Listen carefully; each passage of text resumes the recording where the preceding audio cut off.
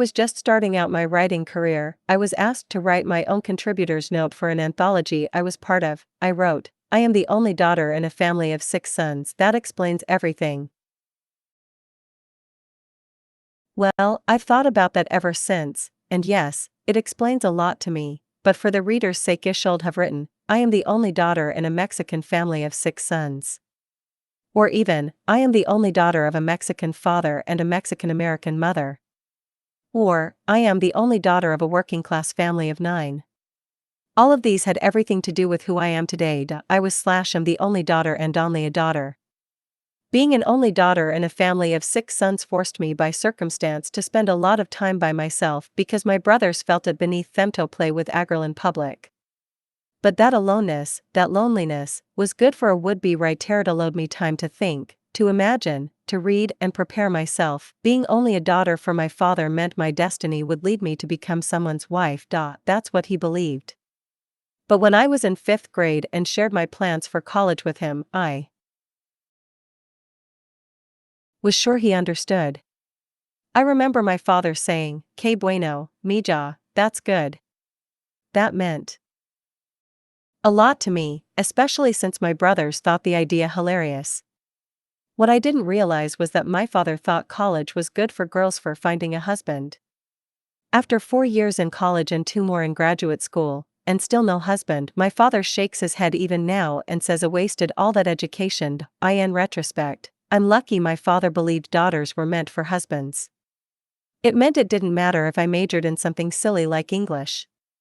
After all, I'd find a nice profession eventually, right? This allowed me the liberty to putter about embroidering my little poems and stories without my father interrupting with so much as "What's that you're writing?"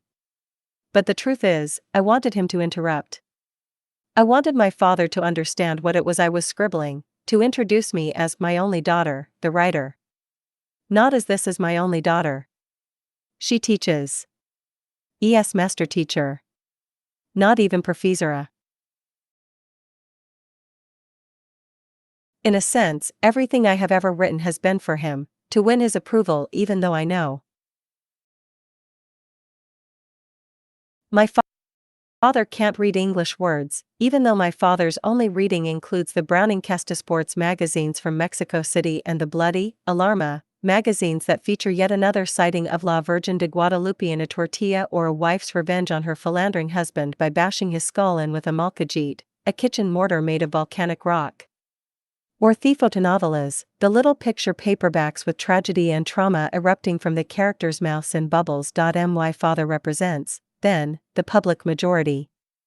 A public who is disinterested in reading, and yet one whom I am writing about and for, and privately trying to woo. When we were growing up in Chicago, we moved a lot because of my father.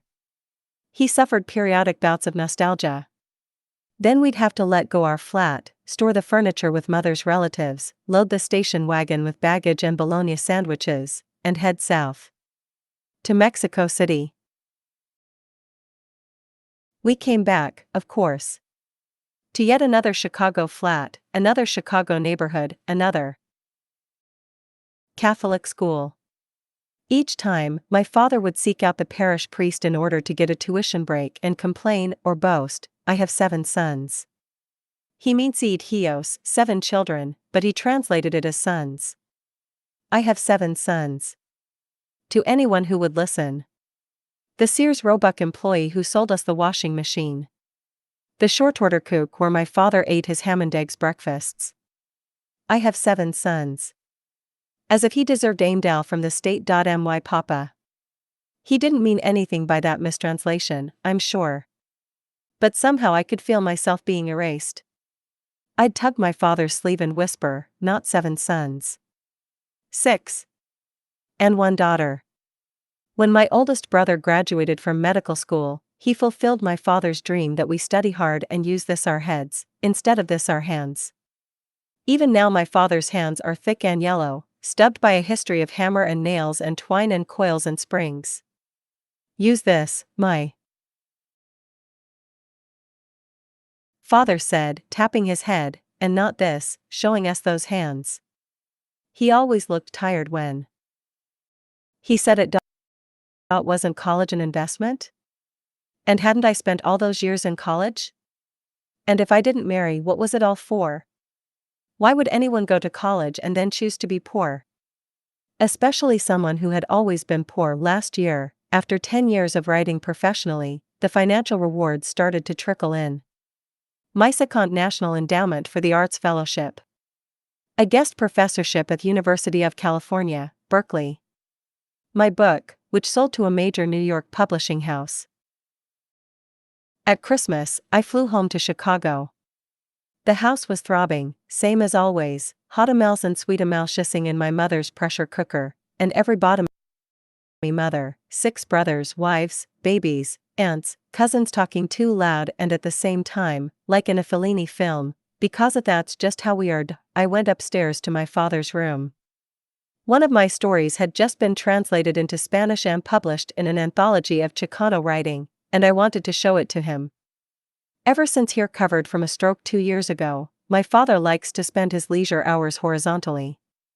And that's how I found him, watching a Pedro Infante movie on Galavision and eating rice pudding. There was a glass filled with milk on the bedside table.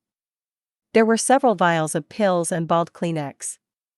And on the floor, one black sock and a plastic urinal that I didn't want to look at but looked at anyway. Pedro Infante was about to burst into song, and my father was laughing.